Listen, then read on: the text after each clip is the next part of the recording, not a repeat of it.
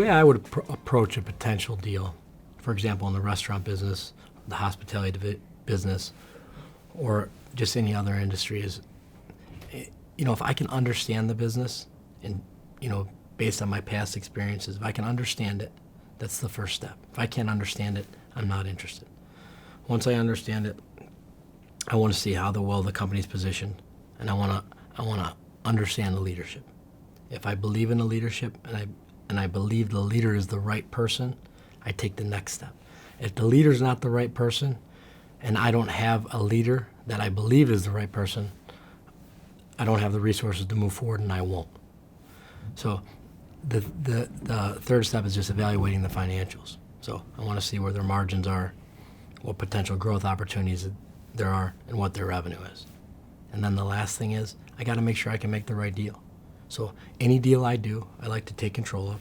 I like to have majority ownership in.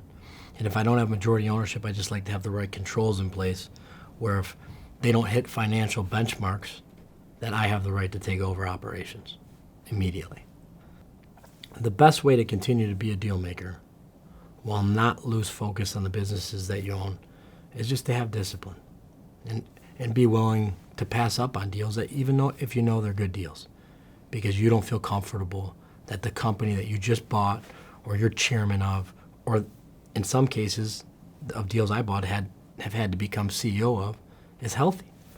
So one of the rules I have is I will not do another deal until the company that I've bought, I'm number one, comfortable with the leadership, and the debt, if I did use leverage, is down to a comfortable amount. So if I'm still highly leveraged, it's not right. It's not responsible of other people's money or of your own money. So I make sure we get the debt paid off to a certain benchmark that I'm comfortable with, and then I'll go look at other deals. The stereotypical deal maker, to a lot of people, is flamboyant and loud. See, to me it isn't, because I know the real deal makers, and there's a saying from a movie, the loudest man in the room is the weakest man in the room. And the deal makers that I know are not loud. The people they're not. They're bold, they're aggressive, they'll make tough decisions, but they're not loud. So those are the people I admire.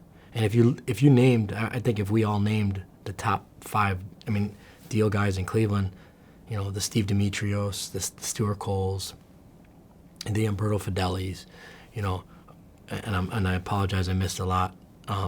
These guys are not loud guys.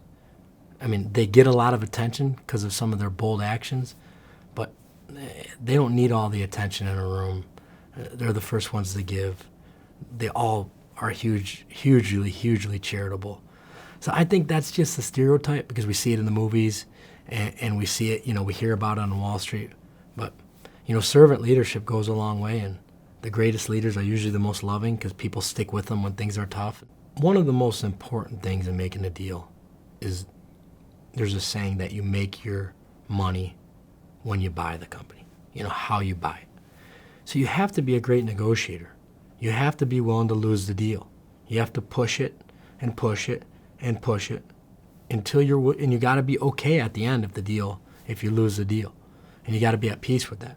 You have to have faith that it wasn't the right deal because you didn't feel comfortable with it. And then also, you have to be willing to move forward with a little bit of uncomfortableness, because no deal, at least me, I have never experienced a deal where I'm 100% comfortable. So it takes tough negotiations, a lot of faith, and just trust in yourself that when things do go wrong, if they do go wrong, you're going to outwork your problems. And it goes back to a point I mentioned earlier. You got to leave yourself enough time that you're not tied up in so many deals where if the company needs your attention and you to step in and take a leadership role, at this point in my career, I have to be able to do that because I'm just not there where I have $6 billion under management, and if a percentage of my deals lost, it would wipe me out. So I can't have any complete losses. I can have some singles and doubles, but I can't have any strikeouts. Not yet.